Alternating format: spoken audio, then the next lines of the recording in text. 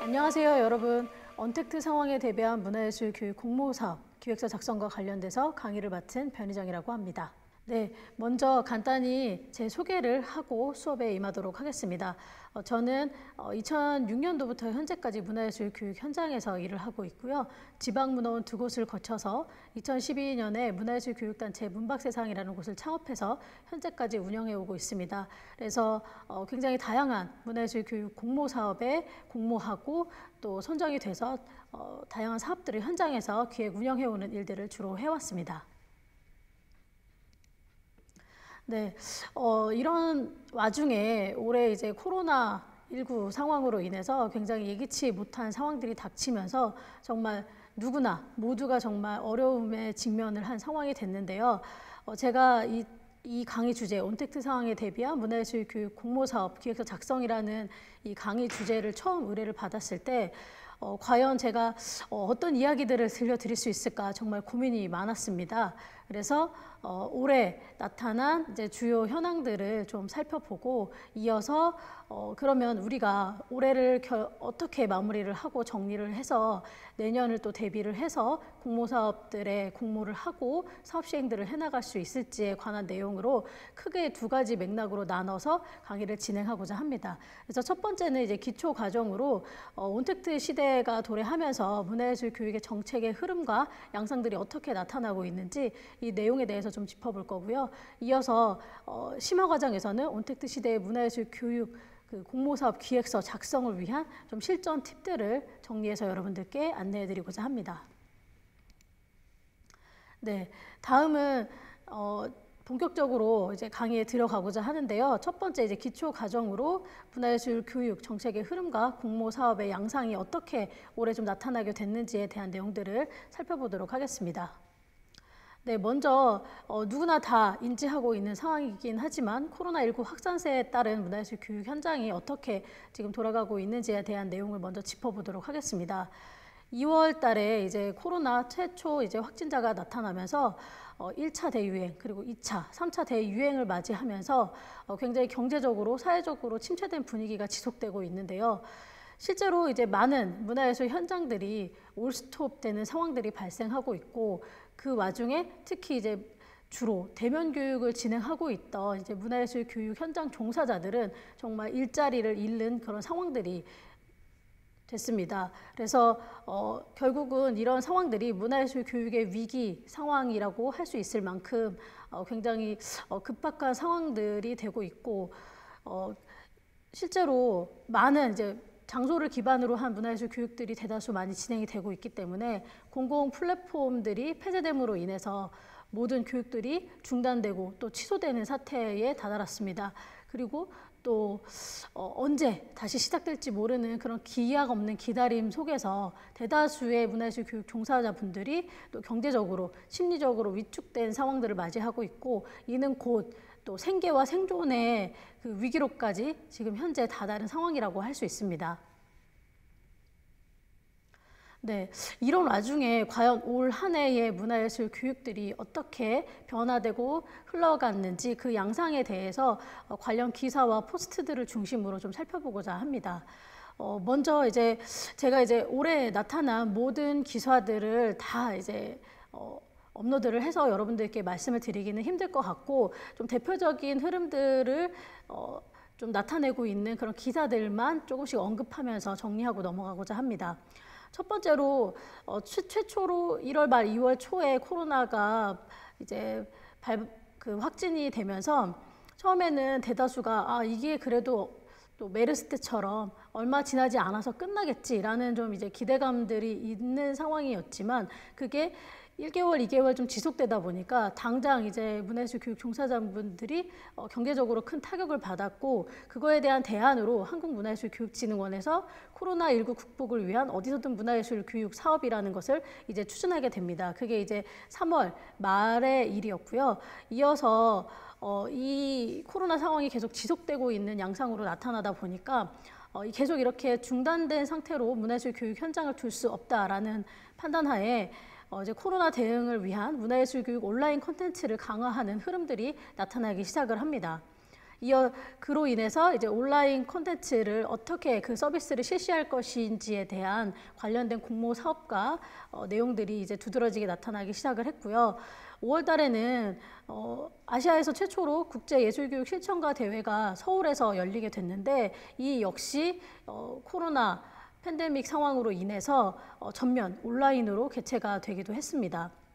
그리고 이제 비대면 문화예술 교육을 점점 더 강화해서 진행을 해야겠다라는 것이 지금의 현실이기 때문에 예술 프리즘으로 비대면을 극복하고자 하는 이제 의지들이 나타났고 이제 관련된 사업들이 현재는 이제 만들어지고 있는 상황이라고 할 수 있습니다. 네, 이런 이제 우리가 기사를 통해서 본 이런 문화예술 교육 정책의 흐름들을 우리가 좀 간단하게만 제가 언급을 해드렸는데 이런 와중에 과연 우리가 얼마나 잘 정책들이 대응을 하고 현실적으로 이게 도움이 되는 대안들로 도출이 된 것인가에 대한 문제를 좀 고민해 볼 필요가 있을 것 같은데요. 결국은 우리가 누구도 예측하지 못한 상황에 갑작스럽게 당면을 했기 때문에 실제로 좀 적절한 대응이 이루어지지 못했다라는 그런 판단들이 이루어지고 있습니다. 그래서 그에 따른 주요 흐름에 대한 어떤 정책의 한계들에 대해서 좀 짚어본다면 먼저 이제 지원 방식에 대한 문제들을 좀 얘기를 할 수 있을 것 같은데요. 기존의 그 탑다운 방식으로 공모에 이제 응모를 하고 거기에 선정된 곳들만 결국은 사업을 수행하는 그 구조에서 벗어나지 못하게 됐습니다. 사실 지금 문화예술 교육 현장에 있는 이 위기 상황에 놓인 종사자들 같은 경우는 직접적인 지원이 이루어져야 되는 상황에 놓여 있음에도 불구하고 현실적으로는 공모 사업은 결과적으로는 예산의 한계가 있기 때문에 누구에게나 보편적으로 지원할 수 없는 형태인 공모사업 형태로밖에 지금 현재 지원이 되고 있지 않다는 부분이 이제 지원 방식의 한계라고 할 수 있고요. 두 번째는 이제 이게 언젠가는 끝날 것이야라는 어떤 희망에서 이제 일정들을 좀 진행을 하다 보니까 이것이 얼마나 1년을 갈지 2년을 갈지 모르겠다라는 부분들 때문에 좀 장기적인 어떤 정책 대안을 가지고 접근하지 못했다라는 부분들이 좀 정책 비전의 한계라고 할 수 있고요. 또 하나는 정책이 이렇게 대응할 수밖에 없었던 이유 중에 하나는 누구도 전 세계적으로 유례가 없는 선례가 없는 지금의 상황에 놓여 있기 때문에 어떤 지금 팬데믹 상황에 좋은 대안이라고 할 만한 그런 새로운 모델들이 부재하다라는 부분이 또 이제 그 정책 방안에 아주 큰 한계라고 할 수 있습니다. 끝으로 3월부터 시작해서 지금 현재까지 다양한 정책 지원들이 이루어지고 있는 상황이기는 하지만 결국은 이 과정 안에서 문화예술 현업에 종사하고 있는 문화예술 교육 기획자라든지 예술 강사라든지 혹은 관계기관 단체들의 어떤 현장에 대한 의견 수렴들이 많이 부족한 것이 아닌가라는 판단들이 있습니다. 그래서 이런 정책들의 한계를 우리가 2020년 올해 굉장히 많이 이제 마주하고 있는 상황이라고 할 수 있습니다. 그럼에도 불구하고 이 코로나19에 대응하고자 하는 문화예술 교육 공모 사업들이 많이 이제 나타나고 있는데요. 그것에 대한 실제 양상들을 좀 몇 가지 예시로 살펴보고 넘어가도록 하겠습니다. 첫 번째는 이제 앞에 제가 기사를 언급하면서도 말씀을 잠깐 드렸었는데요. 코로나19 대응 긴급 지원 사업이라고 할 수 있는 어디서든 문화예술 교육이라는 이제 사업이 3월 말에 시행이 됐습니다. 그래서 이 사업 같은 경우는 당장 이제 일자리를 잃게 된 문화예술 교육 종사자들에게 문화예술 교육 콘텐츠에 대한 아이디어, 의견들을 수렴하고 거기서 이제 선정된 분들에게 일정 비용을 이제 지급을 하고 또 거기서 우수 사례로 좀 선정된 사람에게는 직접적으로 이제 영상 제작 지원을 통해서 현재 문화예술교육진흥원 유튜브 채널을 통해서 이 어디서든 문화예술 교육 프로그램들이 업로드돼서 이제 대다수의 시민들이 국민들이 이 교육 프로그램을 사용할 수 있도록 그렇게 이제 진행이 되고 있습니다. 네, 다음은 2020 문화예술 교육과 혁신 시범 사업이라는 비대면 문화예술 교육 프로젝트 이 사업이 진행되고 있는 부분에 대한 건데요. 이거 같은 경우는 해커톤 형식으로 좀 진행이 됐습니다. 그래서 예술교육에 참여할 수 있는 그런 어떤 대상자들이 10명 이상 모인다면 그들에게 비대면 형식을 통해서 또 기술과 결합된 형식을 통해서 제공할 수 있는 그런 문화예술 교육 콘텐츠를 개발해서 지원할 수 있게끔 그렇게 지원이 되고 있는 사업이라고 할 수 있습니다. 네, 다음으로는 2020 예술치유사업 찾아가는 예술 처방전이라는 사업인데요. 이 사업 같은 경우는 지금 이 팬데믹 상황으로 인해 지쳐있는 의료진들이나 국민들을 대상으로 예술치유사업의 일환으로 진행이 되고 있는 거고, 이거 같은 경우는 프로그램과 그리고 이제 이 프로그램에 사용되는 재료들을 키트화해서 현재 제공을 하고 있는 사업이라고 할 수 있습니다. 네, 다음은 예술놀이 온라인 콘텐츠 제작 긴급 지원, 그래서 모두의 예술놀이라는 사업인데요. 이 사업 같은 경우는 올해 이제 4월경에 그 서울문화재단에서 공모를 통해서 진행한 사업이라고 할 수 있고요.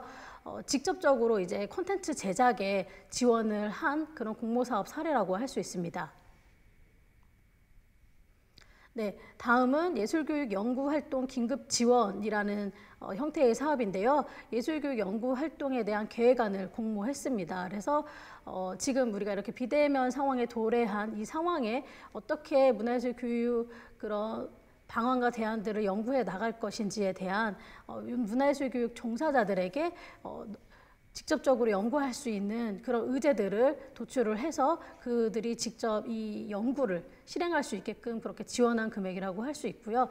이거 같은 경우는 그렇게 지원 규모가 크지 않아서 실제로는 아이디어 공모 그리고 되게 간단한 연구 계획의 실행 이 정도로만 진행이 된 사업이라고 할 수 있습니다.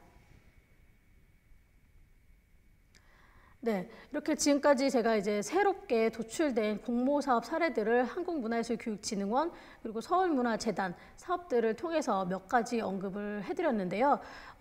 이 시간 안에 그 각 사업별 공모 요강과 사업 운영 방식들이 어떻게 진행됐는지 아주 자세하게 다루기는 힘들 것 같고, 관련 내용들은 해당 홈페이지를 좀 찾아보시면서 직접적으로 여러분들이 좀 서치를 해보셨으면 합니다. 그리고 두 번째 이제 넘어가서 공모 사업의 실제 양상 중에 하나, 기존에 이미 우리가 그 팬데믹 상황이 좀 뒤늦게 발생이 됐기 때문에 실제로 1월에 이미 올해 진행될 공모 사업들이 선정이 끝나고 그거에 대한 예산까지 확정이 된 상황이었습니다. 그랬을 때 기존 공모 사업에 과연 어떠한 대응과 전환 방식들이 적용이 됐는지 그 사례에 대해서 한 2가지 정도 간략하게 좀 언급을 해보고자 합니다. 네, 첫 번째는 이 사례 같은 경우는 전남에서 활동하고 있는, 전남 광주에서 활동하고 있는 문화예술 교육 그 단체인 본본 문화예술교육센터라는 곳에서 실제 사업을 운영을 한 사례입니다.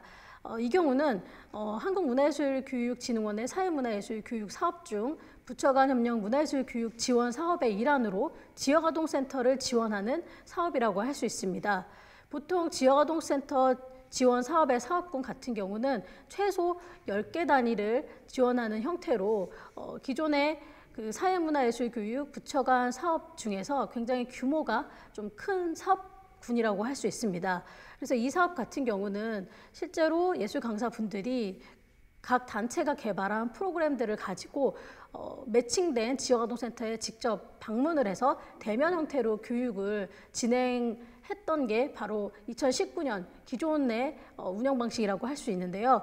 올해 같은 경우는 코로나로 인해서 이 사업 시행이 예정된 일정에 진행이 되지 못했습니다. 그래서 굉장히 오랜 기간 문화예술교육단체들이 이 사업들의 시작을 기다리고 있었는데, 실제로 이 팬데믹 상황이 아까 앞에서 언급한 대로 1차, 2차, 3차 대유행을 거듭하고 있는 상황이기 때문에 이 사업을 그대로 계속 막연하게 좀 늦춰서 시작하겠다라는 것으로는 올해 이 사업 을 시행할 수 없는 상황에 다다랐기 때문에 좀 다른 대안들을 마련하고 진흥원들이 이에 대한 부분들을 운영단체들에게 지침을 내리고 그것에 따라서 각자 현장에 맞는 그런 어떤 대안들을 마련을 해서 교육을 진행했다고 합니다.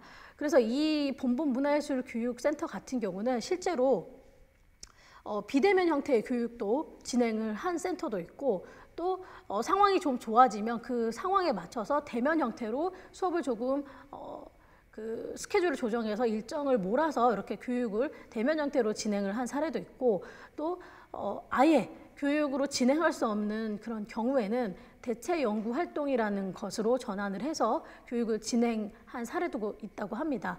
뿐만 아니라 그 센터 상황들이 굉장히 급박하게 돌아가고 있었기 때문에 비대면과 대면 이것들을 좀 복합적으로 적용을 해서 운영한 사례도 있다고 합니다. 그래서 이 본본 문화예술교육센터 같은 경우는 이 지원센터에서 문화예술 교육을 진행함에 있어서 유연한 운영을 위한 대응책들을 마련을 해서 때때로 그것을 현장에 적용을 해서 운영한 사례라고 할 수 있습니다. 네, 다음은 저희 단체인 문박세상의 문화예술 교육 운영 사례에 대해서 좀 말씀을 드리겠습니다. 저희 사업 같은 경우는 한국문화예술교육진흥원 공모사업으로 진행된 것은 아니고요. KTNG 복지재단의 지원으로 아름드리 음악미술교실이라는 그런 사업명 아래에 한국메세나협회의 후원을 통해서 진행이 된 사업이라고 할 수 있습니다. 이 사업 역시 그 서울, 경기, 인천, 권역에서 매칭된 지역아동센터의 예술 강사분들이 현장 방문을 통해서 대면 형태로 교육을 진행하던 사업이었고 실제로 2017년, 18년, 19년에 저희가 2년 동안 이제 사업을 운영을 했었고요. 그리고 이제 올해 3년 차를 맞이하는 상황이었는데 이 코로나 상황이 발생이 되면서 이 사업에 직접적으로 재원 지원을 하고 있는 KTNG 복지재단에서 이런 상황에서는 절대 예술교육 현장에서 대면 형태로 교육을 진행할 수 없다라는 판단하에 실제로 3월부터 교육이 진행이 됐어야 되는 상황에서 7월에서야 실제로 교육이 착수해서 진행이 될 수밖에 없었던 상황이었고요. 그 과정에서 여러 가지 이제 대안들에 대한 논의가 있었는데 결과적으로는 저희가 매칭된 42개 프로그램 중 30개 이상의 프로그램이 전면 온라인으로 전환해서 교육을 진행을 했습니다. 그래서 이 과정에서 각 그 센터에 매칭된 강사분들이 이 온라인으로 전환함으로 인해서 강사분들이 실제로 발휘해야 되는 본인들의 역량에 대해서 많은 부담감을 느꼈고 그런 부분들을 해소하기 위한 좀 저희 자체적인 대안들을 마련을 해서 좀 사업을 진행을 했었는데요.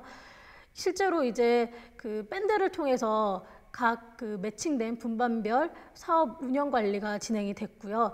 그 1개 밴드가 1개 분반의 형태, 1개 지역아동센터가 참여하는 형태로 강사분들이 직접 강의 콘텐츠를 업로드하고 이제 아이들에게 교육 결과물에 대해서 피드백을 해주고 하는 형태로 사업이 운영이 됐고요.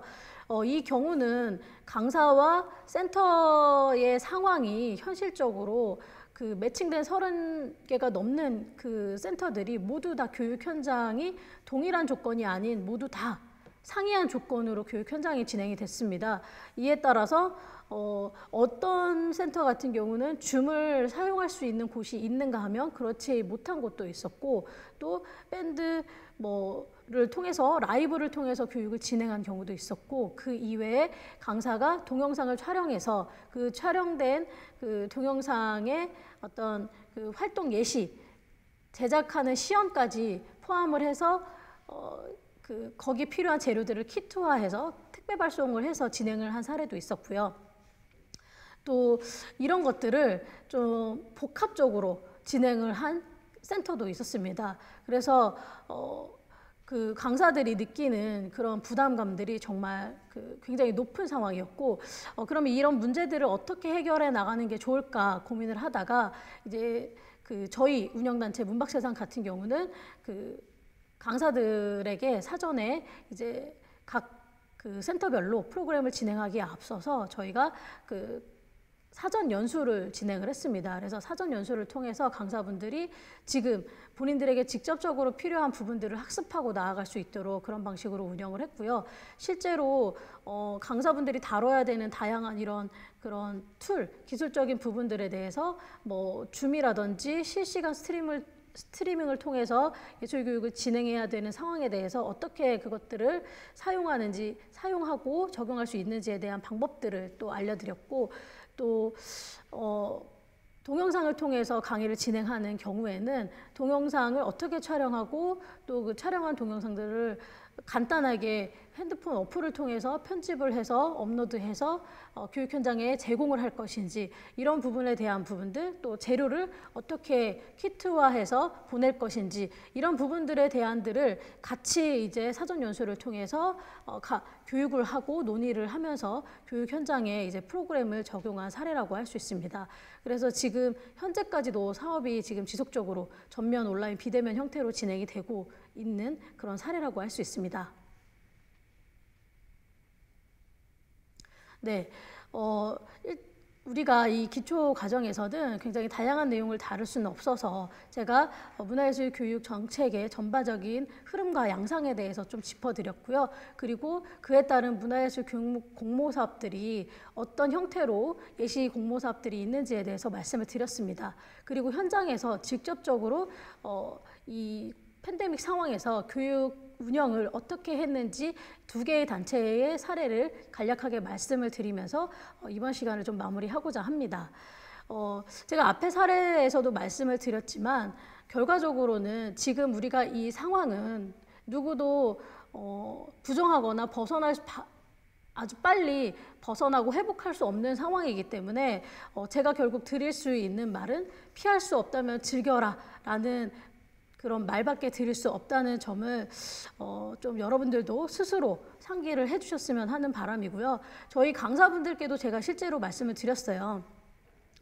저희가 강사분이 20대부터 60대까지 다양한 연령대의 강사분들이 활동을 하고 계시는데, 연령대가 높으신 강사분들 같은 경우는 너무 나는 못하겠다 이런 상황들을, 내가 이제 컴퓨터도 익숙하지 않은데 실시간 스트리밍 교육에 영상 촬영 편집까지 한다는 건 너무 버겁다라고 하면서 하차 의사를 밝힌 경우도 있었는데요.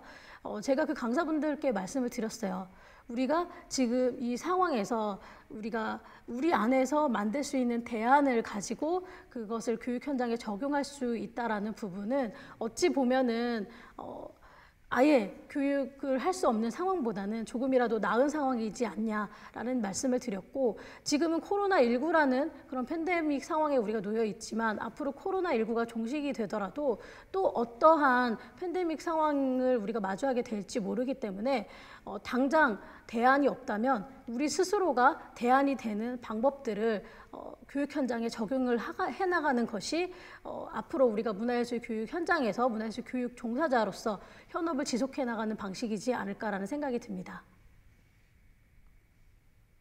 네, 그럼 이번 시간은 여기서 마무리를 하도록 하고요. 다음 심화반에서는 문화예술 교육 내년도 2021년도 공모사업 기획서 작성을 위한 관련된 내용들을 좀 다뤄드리도록 하겠습니다. 감사합니다.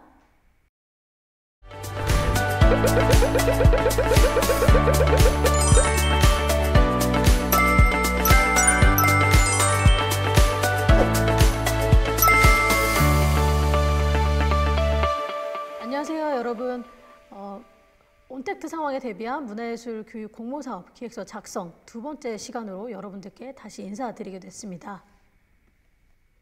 네, 이번 시간은 심화 과정으로 온택트 시대의 문화예술 교육 공모사업 기획서 작성을 어떻게 준비해야 되는지 관련된 팁들에 대해서 여러분들께 안내해 드리도록 하겠습니다.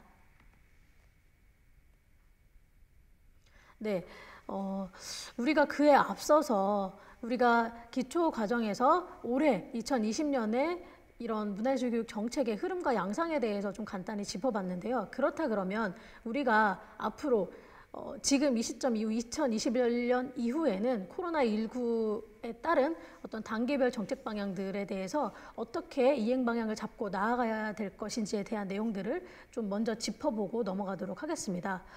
그 첫 번째로 올해 같은 경우는 코로나19가 발발한 첫 그 시기이기 때문에 앞에서 우리가 기초과정에서도 언급했듯이 많은 정책 대응들이 굉장히 미흡한 지점들이 많았습니다. 실제로 방역과 구제 혹은 전면 중단 그리고 그런 전면 중단과 기다림 이런 방식으로밖에 지금 현재 진행이 못된 상황이 있었는데요. 그리고 어떻게 하면은 현장에서 그 문화예술 기반 시설들에 대해서 최대한 그 안전된 방역의 형태로 교육을 진행할 것인가, 그리고 또 문화예술 그 교육 종사자들에 대한 구제를 어떻게 할 것인가라는 그 아젠다에 포커스가 맞춰져서 정책이 흘러왔습니다.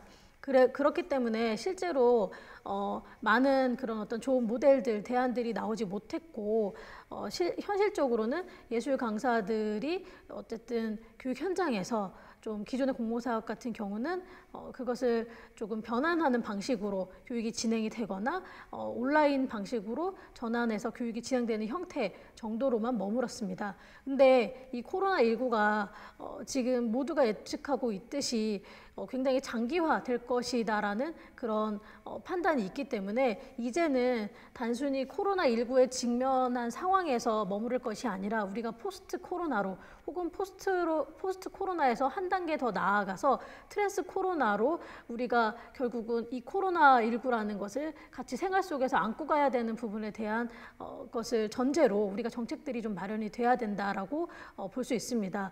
그에 따라서 기존에는 키워드가 방역과 구제에 머물렀다면 포스트 코로나 시대에는 보건과 또 문화예술 교육 프로그램들이 운영되는 부분에 있어서의 시스템 개선 이런 것들이 현실적으로 좀 이제는 대안으로 도출이 돼야 되는 상황이라고 할 수 있고요.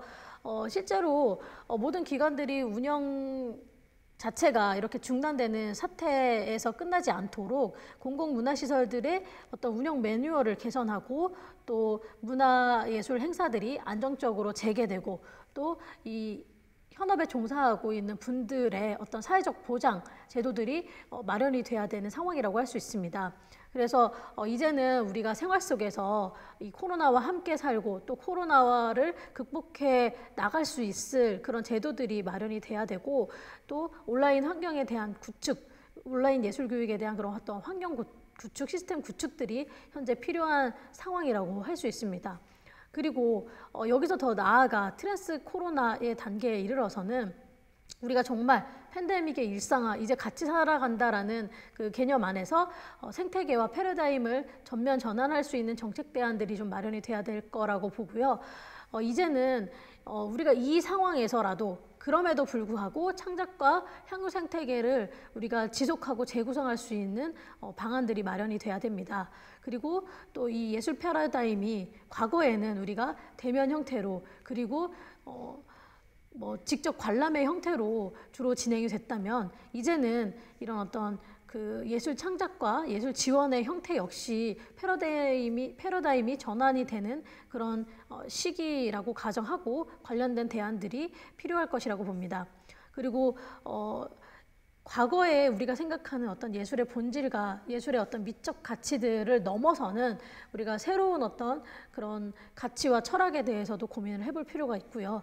이를 통해서 우리가 관련된 것들을 직접 구현할 수 있는 예술 지원 인프라에 대한 혁신이 필요한 시기라고 할 수 있습니다.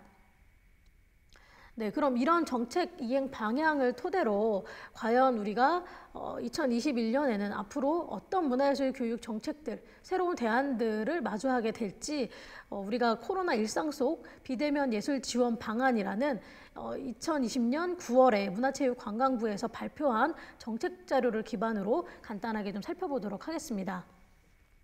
우리가 실제로 우리가 예술 창작이 전면 중단되는 그런 상황에 다다르다 보니까 이 팬데믹 상황에서 온라인 콘텐츠가 현실적으로 너무 부족하다라는 그런 문제 상황에 또 직면을 했었고요. 실제로 온라인 콘텐츠를 생산을 하더라도 이것을 유통할 만한 인프라가 거의 전무하기 때문에 우리가 흔히 이제 유튜브라든지 이런 채널을 통해서만 우리가 유통을 할 수밖에 없는 상황이었고 이런 유통 구조는 거의 무료로 제공이 되기 때문에 우리가 실제로 문화예술 교육 온라인 시장이라고 할 수 있을 만한 그러니까 유통 기반이라고 할 수 있을 만한 것들이 좀 많이 마련이 되지 못한 상태였습니다. 뿐만 아니라 우리가 사회적 거리두기가 단계가 강화될수록 일자리 자체가 중단이 되는 그런 상황들에 계속 놓였기 때문에 이런 일자리 대응책들에 대한 한계가 있을 수밖에 없는 상황이었고, 그렇기 때문에 흔히들 이제 우리조차 문화예술 교육에 종사하고 있는 종사자조차 지금 이 와중에 무슨 예술이냐라는 이야기를 하는 경우도 있고, 실제로 종사자들이 문화예술이 아닌 다른 어떤 일을 통해서 생계를 유지하는 경우들이 많았고, 실제로 문화예술을 향유하는 향유자 역시 먹고 살기 바쁜데 무슨 예술을 내가 지금 향유하냐라는 이런 것들이 사회적으로 굉장히 코로나19로 인해서 팽배해진 상황이었습니다. 그랬을 때 우리가 창작, 유통, 일자리, 향유 이 네 가지 영역에서 과연 어떠한 대안들을 통해서 우리가 정책 방향들을 만들고 나아갈 것이냐. 일단 창작 부분에 있어서는 좀 더 다양한 어떤 실험과 탐색 지원들이 진행될 수 있는 그런 정책 방침들이 좀 마련이 돼야 될 것 같고요. 또 유통 측면에서는 정말 온라인 콘텐츠에 대한 유통이 부족했다면 온라인 예술 콘텐츠를 유통할 수 있는 그런 기반을 또 구축하는 작업들이 대안으로 도출이 돼야 될 겁니다.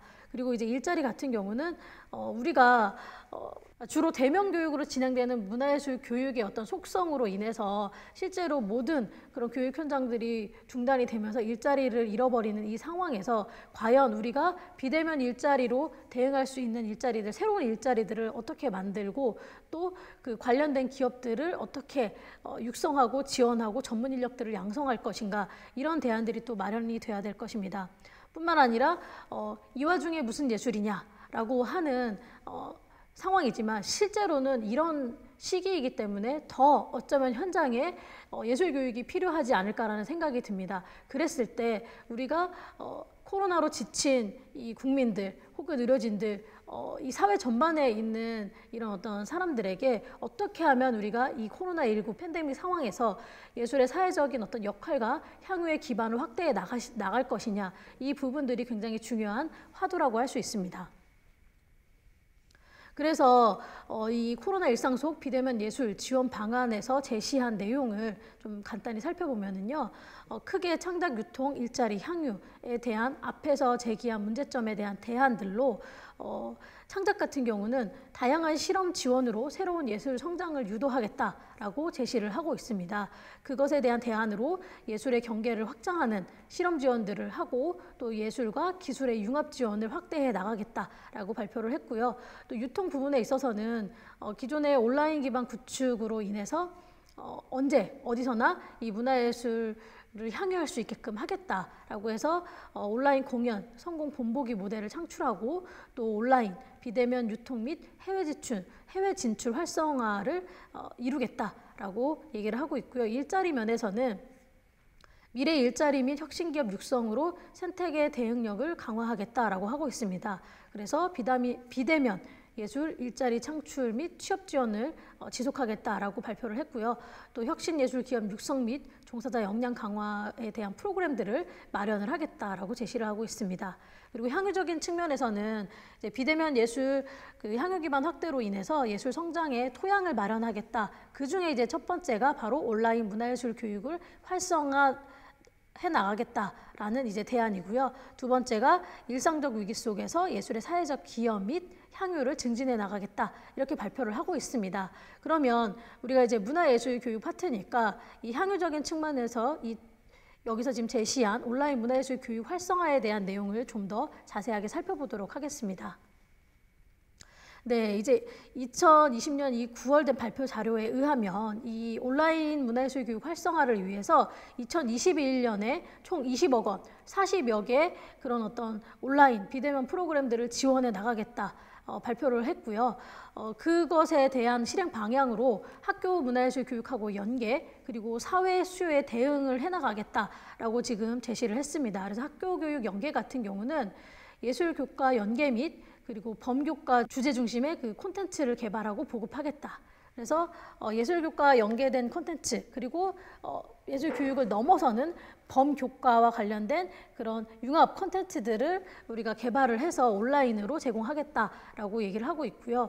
이 사회 수요 대응 같은 경우는 우리가 지금 어떤 교육 장소에서 문화예술 교육을 시행할 수 없는 상황이기 때문에 집에서 감상교육형으로 우리가 진행할 수 있는 문화예술 교육 프로그램 혹은 꾸러미 그 예술교육 키트를 제공해서 그것을 활용할 수 있게끔 하는 그런 방식, 또 이제 장애인이나 이 문화예술 교육의 접근성이 떨어지는 분들에게 뭐 음성 기반형이나 아니면은 그 이상의 어떤 다양한 형태로의 문화예술 교육까지 온라인을 통해서 제공해 나가겠다, 이렇게 발표를 하고 있습니다.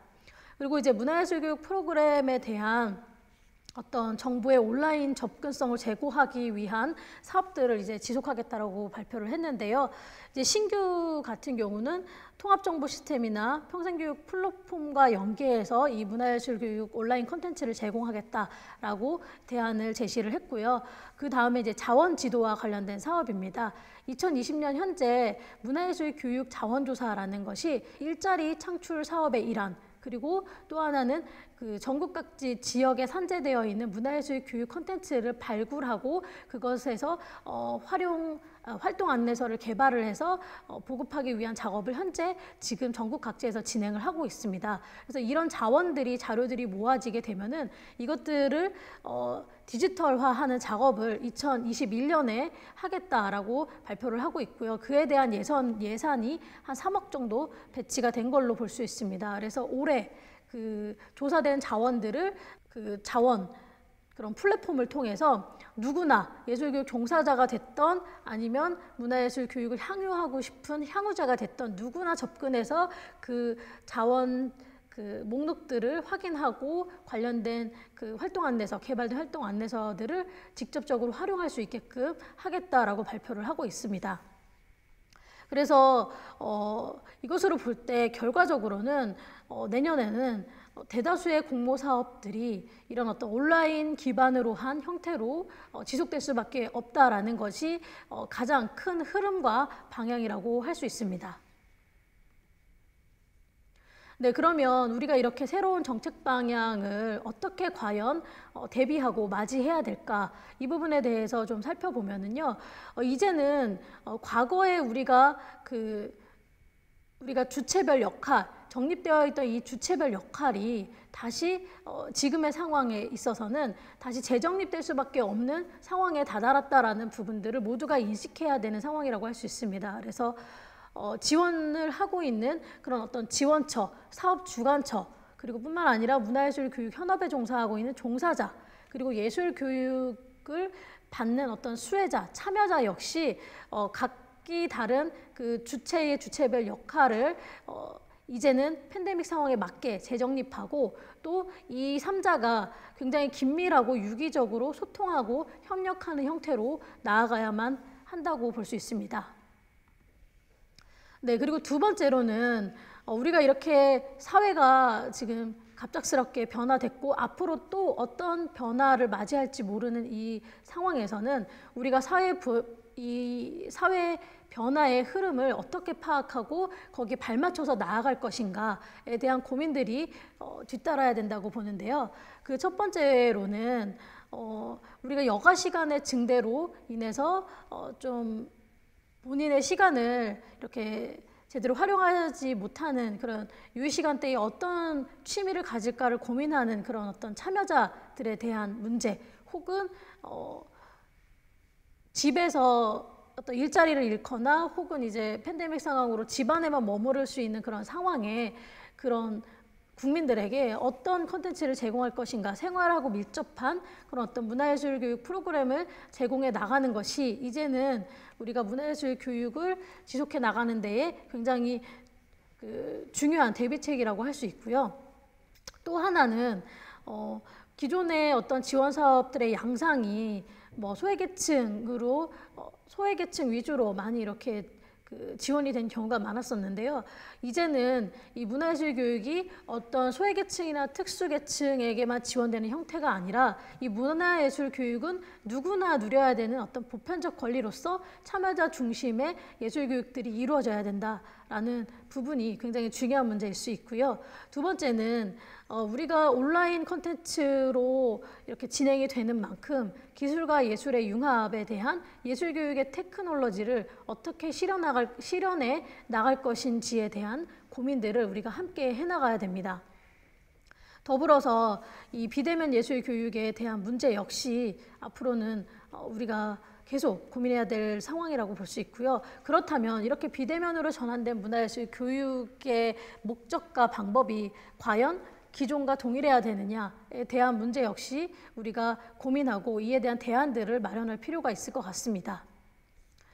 끝으로 우리가 이렇게 온라인으로 예술 교육을 진행하는 것에 대한 어떤 한계에 대해서 예술교육 종사자들이 굉장히 많은 우려의 이야기들을 하고 있습니다. 그것이 과연 예술교육의 본질이냐, 그거는 예술교육을 망치는 일이다라는 이야기까지 굉장히 강력하게 좀 화두로 언급이 되고 있는 상황인데요.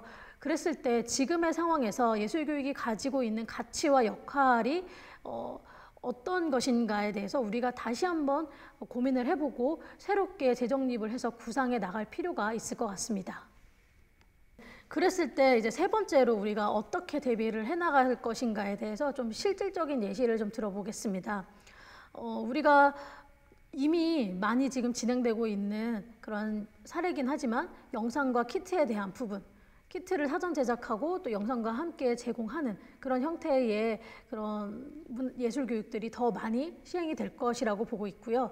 또 라이브 스트리밍, 이제는 이 라이브 스트리밍을 빼놓고는 우리가 사실 예술 교육뿐만이 아니라 학교 교육 어떠한 것이든 사실은 계속 같이 가야 되는 부분이라고 할 수 있습니다. 그랬을 때 우리가 요즘 흔히 많이 사용하는 게 이제 줌이라는 그런 시스템인데, 줌뿐만이 아니라 뭐 스트림야드, 또 유튜브 라이버, 트위치, 또 페이스북 실시간 라이브, 또 밴드 라이브, 이런 것들을 활용해서 또 교육이 필요할 것이라고 보여지고요. 그러면 결과적으로는 영상 제작에 대한 어떤 역량들이 이 예술교육 종사자들에게 요구될 것이고, 또 라이브 스트리밍 역시 그것을 다룰 수 있는 역량이 반드시 뒤따라야겠죠. 다음은 이제 VR 콘텐츠에 대한 부분인데요. AR, VR 실감형 콘텐츠를 통한 문화예술 교육 프로그램 제공도 훨씬 더 앞으로는 더 많이 다각적으로 접근이 돼서 실제로 그 사례들이 많이 구현이 될 것이라고 보고 있습니다. 그래서 이런 기술적인 부분 같은 경우는 문화예술 종사자들이 다 해결할 수 없는 부분들이 있어요. 그랬을 때 어떻게 하면 이 기술적인 부분을 해결해 줄 수 있는 그 다른 분야, 다른 파트와 협업해서 잘 진행해 나갈 것인가, 이런 문제들 역시 고민해 볼 필요가 있다고 봅니다. 네, 그러면 우리가 이렇게 온택트 콘텐츠를 기획하는 상황을 어찌 보면은 이제 2021년에는 누구나 다 종사자라면은 맞이해야 되는 상황일 수밖에 없을 것 같은데요. 그랬을 때 여러분들이 놓치지 말아야 될 것이 과연 무엇일까에 대한 이야기를 좀 해보도록 하겠습니다. 첫 번째는 제도와 형식에 대한 이야기입니다. 우리가 앞에서 제가 쭉 계속 얘기를 했지만 어떻게 보면은 이제는 생존의 위기에 다다른 상황이기 때문에 우리가 기존의 방식만을 고수해서는 이 위기를 극복해 나가기 힘들 것이라고 봅니다. 그래서 기존의 방식에서 벗어난 또 다른 제도와 형식의 마련 뿐만이 아니라 그것에 적응해 나가는 그런 과정들이 분명하게 필요할 것이고요. 또 하나는 소통과 연결. 문화예술 교육에서 가장 중요한 것 중에 하나가 이 소통이라는 부분인데, 이것이 온라인으로 진행이 됐을 때 혹은 실시간 비대면 프로그램으로 진행이 됐을 때 과연 그 예술 강사가 참여자와 어떻게 소통하고 또 지속적으로 그 연결고리를 이어나갈 것인가에 대한 문제들을 우리가 단순히 콘텐츠 개발에서 머무를 것이 아니라 이 부분에 대한 거를 온라인상에서 어떻게 구현해 나갈 것인지 진짜 구체적으로 고민할 필요가 있을 것이라고 봅니다. 이제 마지막으로는 역량과 역할에 대한 문제인데요. 이게 지금 우리의 상황은 결국은 현실적으로는 우리가 이 현업에 종사하고 있는 분들의 역량과 역할로 귀결이 되는 것 같습니다. 그래서 정말 냉정한 얘기지만 이 변화에 적응하지 못한다면 결국은 도태될 수밖에 없을 것이고 이 문화예술 교육 현장에서 벗어날 수밖에 없는 상황이 도래할 것이라고 보고요. 그랬을 때 제가 앞서 제시한 여러 가지 이야기들을 통해서 여러분들이 어떤 역량과 역할을 준비해 나가야 될 것인지에 대해서 스스로 이제 고민을 해볼 필요가 있습니다. 그래서 이것은 단순히 문화예술 교육을 종사하고 있는 종사자 그 개인의 문제가 아니라 그런 어떤 관계기관들, 문화예술 단체, 또 예술 강사 굉장히 다각적으로 그 역량과 역할에 대해서 재정립을 하고 또 그것을 키워나가기 위한 노력들이 함께 이루어져야 될 문제라고 생각을 합니다. 네, 그러면 이제 네 번째로 이런 상황에 우리가 앞으로 정말 당장 내년에 문화예술 교육 현장에서 이 일을 지속하면서 또 경제활동까지 이어나가기 위해서 우리가 당장 이 문화예술 교육 공모 사업들을 진행하는 상황에 마주하게 될 텐데요. 그럼 이 상황에서 여러분들이 이 공모 사업 작성을 위해서 과연 어떻게 해야 될 것인가, 이 부분을 짚고 넘어가야 될 것 같습니다. 그래서 이제 첫 번째는 제가 이 전환 시대, 결국은 변화된 시대에 적합한 용어 사용이 여러분들이 기획서를 작성할 때 필요할 것이라고 보여지고요. 두 번째는 기존과는 다른 문화예술 교육 콘텐츠의 기획이 필요합니다. 예를 들어서 기존에 오프라인에서 대면 형태로 진행했던 교육을 그대로 온라인으로 가져온다? 그것이 과연 가능한가? 그리고 그랬을 때의 교육적 효과가 어떻게 나타날 수 있는가? 에 대해서 고민을 해볼 필요가 있고요. 그렇다면은 기존과 어떻게 다른 형태로 콘텐츠를 기획할 것인가, 각자의 장르와 각자의 역량에 맞춰서 이 부분들을 고민을 해서 우리가 기획서에 녹여내야 될 부분이라고 할 수 있고요. 세 번째는 아직은 사례가 많지 않지만 그럼에도 불구하고 우리가 꾸준히 벤치마킹을 통한 자료 수집으로 아이디어를 좀 얻을 필요가 있습니다. 그리고 이런 아이디어를 얻는 과정은 이 벤치마킹을 문화예술 교육 안에서만 고민하기보다는 문화예술 교육을 벗어난 문화예술 전반에서 이런 언택트 상황에 어떻게 대응들을 해나가고 있는지에 대한 부분들을 살펴볼 필요가 있을 것 같고요. 그 이외에 이 문화예술 현장을 더 벗어난 사회 전반에서 이 언택트 상황에 어떤 대응책들을 마련해서 진행하고 실행해 나가고 있는지, 이런 부분들의 자료를 수집해서 문화예술 교육 현장에 적용하고 녹여낼 수 있어야 된다고 봅니다. 네, 다음은 근거 마련을 통한 설득력 강화라고 할 수 있는데요. 우리가 새로운 콘텐츠를 제시해야 되는 만큼 그거에 대한 근거들을 어떻게 마련하느냐에 따라서 이 기획서가 설득력을 유지하느냐 아니면 설득력을 잃어버리느냐에 종착할 수 있기 때문에 이 근거 마련, 데이터 마련, 관련 자료들을 여러분들이 충분히 수집해서 설득력을 강화해 나갈 필요가 있습니다. 그리고 다음은 이제 유동적인 운영 방식과 대응책을 제안할 필요가 있습니다. 우리가 기존의 공모사업 계획서는 우리가 실행하고자 하는 대면 교육을 이렇게 진행하겠습니다라고 한번 제시하면 그것에서 끝나서 현장에서 운영이 됐지만, 지금 같은 상황에는 어떠한 변수 안에 놓여 있을지 모르기 때문에 대면과 비대면을 아우르는 교육 형태의 제안, 혹은 전면 비대면 형태의 제안, 혹은 또 다른 어떤 대안들을 우리가 제안할 필요가 있고, 그랬을 때 어떤 대응책들을 가지고 현실적으로 실행 계획들을 세워나갈 수 있을지에 대한 부분들을 고민해 보셔야 할 것 같습니다. 네, 다음은 다양한 방식으로의 실행 역량 어필이 기획서 안에 녹아 있어야 된다고 보는데요.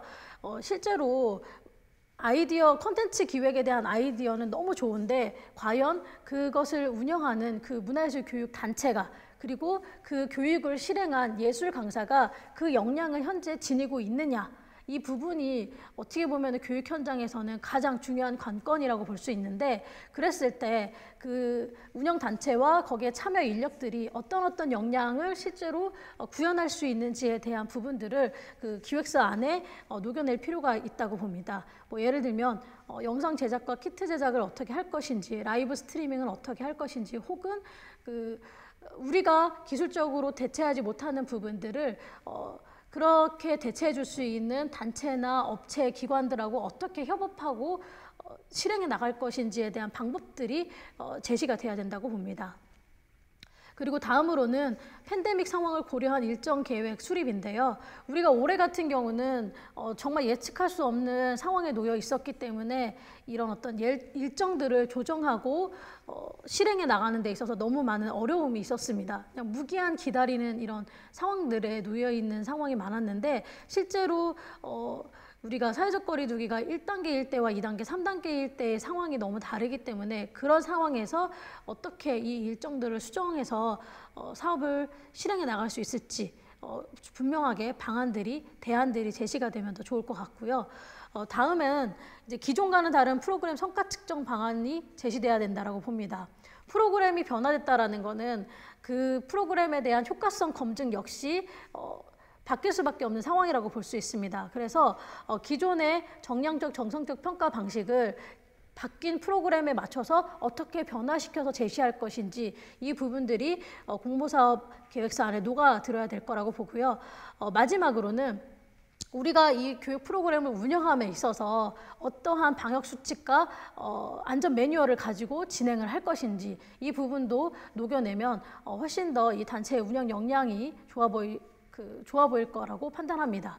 그리고 이제 마지막으로는 적절한 예산 계획의 수립인데요.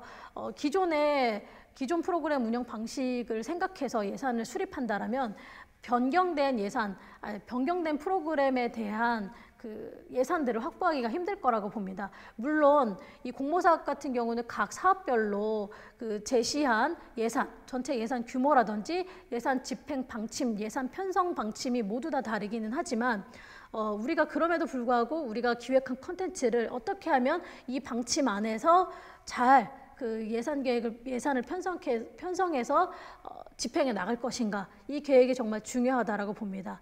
특히나 기존에 없던 영상 촬영이라든지 장비에 대한 문제, 뭐 이런 것들이 전혀 예산 편성 항목에 없던 것이 이제는 들어와야 되는 상황이기 때문에 전체 예산 안에서 이거를 어떻게 잘 조율을 해서 예술 교육 운영 단체에 대한 운영비, 강사료, 재료비, 이런 콘텐츠 구현에 대한 비용까지 녹여낼 것인가 잘 고려해서 예산 계획이 수립돼야 된다고 봅니다.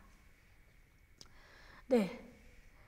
끝으로 제가 이제 이 공모사업 기획서 작성 팁으로 이제 마지막으로 드리고 싶은 이야기는 결국 답은 공모 요강 안에 있다라는 얘기를 드리고 싶습니다. 왜냐하면 제가 지금 현재 2021년에 어떤 정책 방향과 공모사업이 어떻게 도출될 것이다. 이거는 정말 예측이기 때문에 2021년이 도래했을 때 그때 지금 나온 그런 공모사업들이 어떤 것을 실현하기 위한 공모사업인지 그 목적부터 분명하게 그 공모 요강 안에서 파악을 해야 되고 그 공모사업이 요구하는 것, 그 공모사업이 문화예술 교육 프로그램으로 실현하고자 하는 것이 무엇인지 그 공모사업들을 잘 분석하고 작성해 나가는 것이 결국은 우리가 지금 상황에서 도출할 수 있는 가장 좋은 대안이 아닐까라는 생각이 듭니다.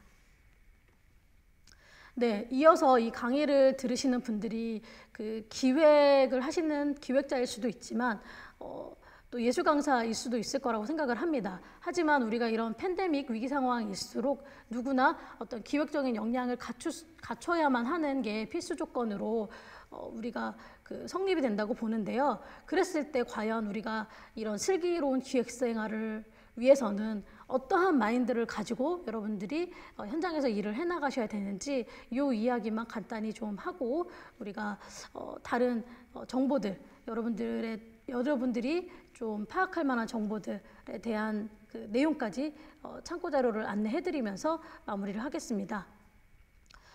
저는 세상에 완벽한 기획은 없다고 생각을 합니다. 그래서 지금 우리가 마주한 상황이 너무 어렵기는 하지만 너무 기존에 안 해본 거라서 두렵고 못할 것 같아서 혹은 내가 완벽하게 해내지 못할 것 같아서 시도조차 못하는 경우들이 많은데요.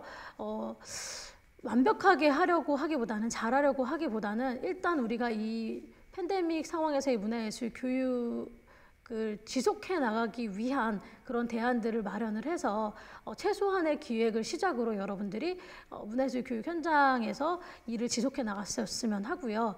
두 번째는 환경이 바뀌고 사회가 바뀌었기 때문에 여러분들이 새로운 기획을 위한 환경들을 스스로 만들어낼 필요가 있다라고 생각을 합니다. 이거는 어떤 개인의 마인드를 바꾸는 것일 수도 있고요. 개인의 작업 환경, 교육 환경을 바꾸는 것일 수도 있고, 스스로 새로운 어떤 아이디어를 도출할 수 있는 그런 환경들을 좀 바꿀 필요가 있다라고 볼 수 있고요.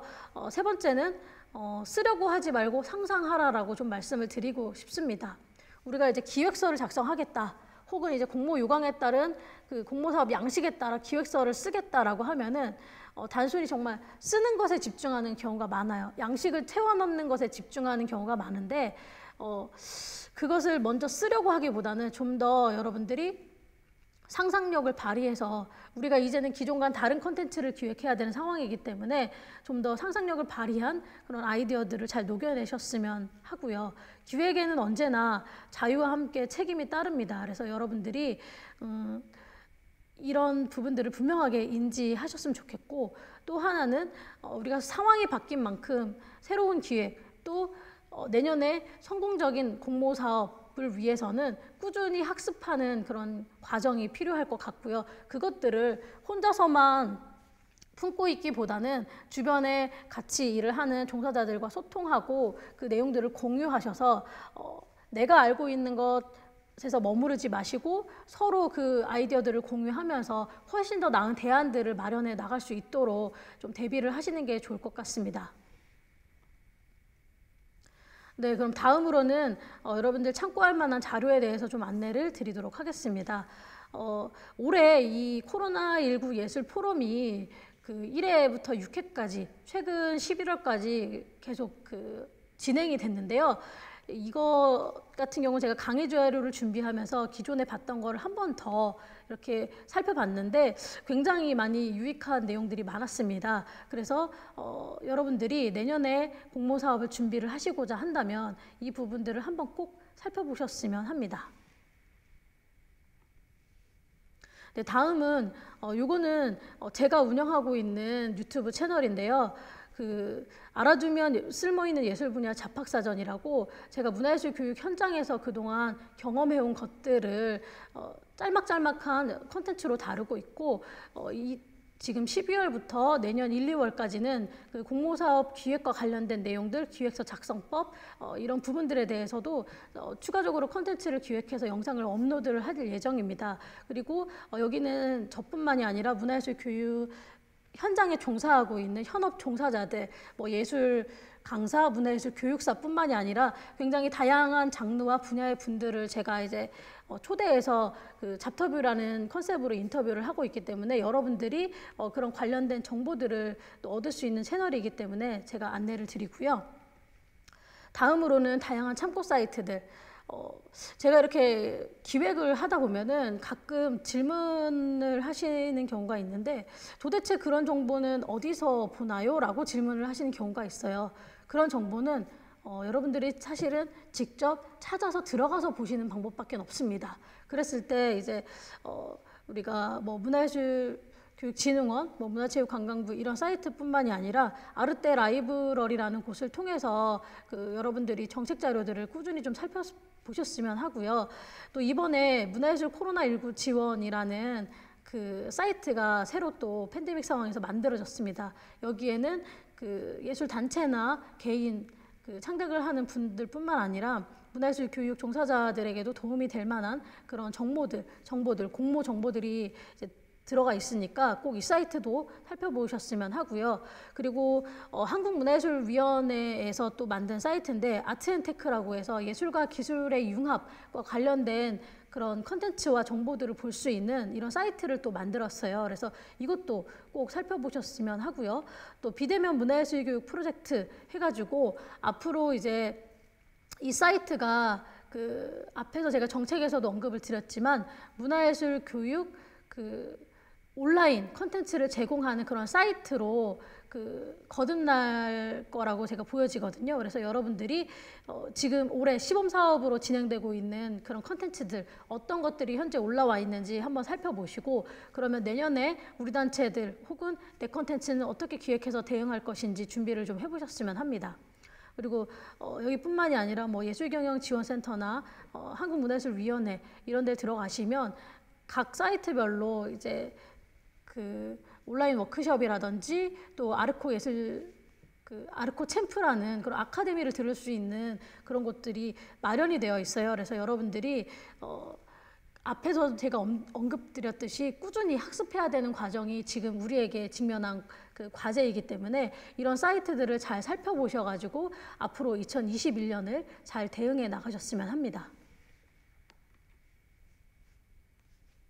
네, 마지막으로 이 메시지 전달하고 마무리하도록 할게요.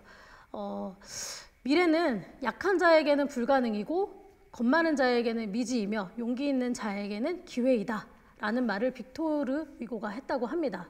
결국은 지금 우리에게 당면한 이 상황은 아무도 예측하지 못한 너무나 힘든 위기 상황이기는 하지만 이 상황에서 우리가 얼마나 용기를 내고 또 앞으로 나아갈 준비를 해나가고 도전을 해나가느냐에 따라서 그 결과가 달라질 것이라고 생각을 합니다.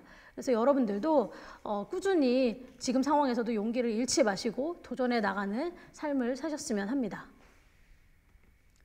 네, 오늘은 제가 비대면 상황이다 보니까 이렇게 이제 온라인으로 인사를 드리게 됐는데요. 제가 항상 D-E-Nd가 아니라 D-A-Nd라는 말로 강의를 마무리를 합니다. 그래서 지금은 우리가 이렇게 영상으로만 인사를 드리지만 이 코로나가 종식이 된다면 문화예술 교육 현장에서 어디서든 또 다시 만날 수 있는 기회가 있기를 바라면서 이번 강의 마무리하겠습니다. 여러분 강의 끝까지 들어주셔서 감사합니다.